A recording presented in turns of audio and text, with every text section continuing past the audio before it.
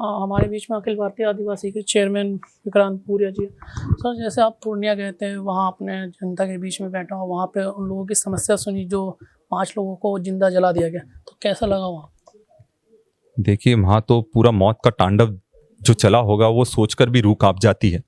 और पूरा देश आज जब ये सुन रहा है ये घटना को, तो कहीं ना कहीं बहुत ज़्यादा अपने आप को डर में महसूस कर रहा है, क्योंकि बिहार को क्या राज बना दिया है।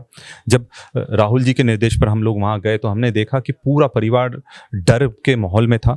और जो 5 लोग एक ही परिवार के थे, जहाँ बाबूलाल जी थे, उनकी माता जी थी और उनकी पत्नी थी और उनके बेटे और उनकी पत्नी थी, उनको पहले टॉर्चर कराया गया है, हाथ पैर तोड़े गए हैं, उनको जलाया गया है। पर वो जब नहीं जले तो फिर डीजल पेट्रोल डालकर जलाया गया। जब एक जन ने भागने की कोशिश करी तो पानी में से कूदने के बाद उसको मच्छी के कांटा लगाकर वापस से खींचा गया और वापस जलाया गया। तो ये इंसानियत नहीं है। और ये दिखाता है कि बिहार में लॉ एंड ऑर्डर पूरी तरह से कोलैप्स हो गया है, खत्म हो गया है, गुंडा राज स्थापित हो गया है, जंगल राज स्थापित हो गया है। और जो राहुल जी ने कहा है कि ये देश में बिहार को इनने क्राइम कैपिटल बना दिया, वो बिल्कुल 100% सही है जो हम वहाँ देख कर आए हैं। सर, लेकिन बीजेपी की तरफ से भी आता है ट्वीट के, उनका बयान आता है कि ये एक PR पब्लिसिटी कहा गया है कि राहुल गांधी का जो फ़ोन आया, आप जो वहाँ गए थे।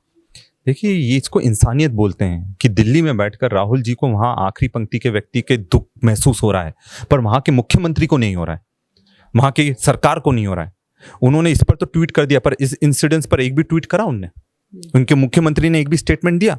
तो ये चीज़ बताते हैं कि जो स्टंट करने का काम भाजपा का है, राहुल गांधी और कांग्रेस का नहीं है। सर, लेकिन आज के दौर में बात की जाए, आज देश कहाँ से कहाँ तक पहुँच चुका है, लेकिन आज के दौर में भी डाइन इन सब का चीज़ मुद्दा उठता है, तो एक ऐसा क्या जागरूकता लाया जा सकता है इस चीज़ को लेकर? देखिए, जब जब भाजपा जहाँ सरकार रहेगी वहाँ पर अंधविश्वास भी बढ़ेगा, वहाँ पर पाखंडवाद भी बढ़ेगा।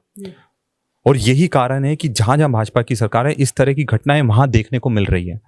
कहीं ना कहीं अब बीजेपी की तरफ से ये भी आ रहा है कि ऐसे मुद्दे को कांग्रेस उठा रही है, क्योंकि आने वाले वक्त में चुनाव भी है बिहार में और इसको लेकर पब्लिसिटी कर रही है कांग्रेस। मुझे एक चीज़ बताइए कि इतनी निर्मम हत्या कर दी गई और किसी में इतनी हिम्मत कहाँ से आती है? इसका मतलब साफ है कि वहाँ पर अपराधियों के मन में वहाँ के सरकार के प्रति, वहाँ की पुलिस के प्रति, वहाँ के प्रशासन के प्रति कोई डर नहीं है, क्योंकि वो पार्टनर्स हैं, उनके संरक्षण में काम कर रहे हैं। तो ये खुद ही अपने आप में स्थापित करती है कि वहाँ अगर इस ऐसे घटनाओं का अगर अंजाम दिया जाता है तो उसमें पूरी तरह से सिस्टम कोलैप्स हो गया है और ये सरकार की सबसे बड़ी विफलता है। एक लास्ट सवाल पूछूंगा, आने वाले वक्त में अगर सरकार की तरफ से आश्वासन नहीं मिलता है, न्याय नहीं मिलता, तो कांग्रेस का क्या स्टैंड रहेगा बिहार में? देखिए, हम तो लड़ाई लड़ने के लिए पूरी तैयार हैं और परिवार को हमने मदद भी कर आए हैं और आगे भी प्रशासन से भी हमारी बात हुई है कि अगर इसमें दोषियों के खिलाफ फास्ट ट्रैक कोर्ट और कड़ी से कड़ी कार्रवाई नहीं होगी तो निश्चित तौर पर जमीन पर उनकी लड़ाई लड़ेंगे और ये मुद्दा सदन में भी उठाएंगे। राहुल जी। वीडियो जर्नलिस्ट नील चक्रवर्ती के साथ में मोहम्मद मौजम, LNI न्यूज़, दिल्ली।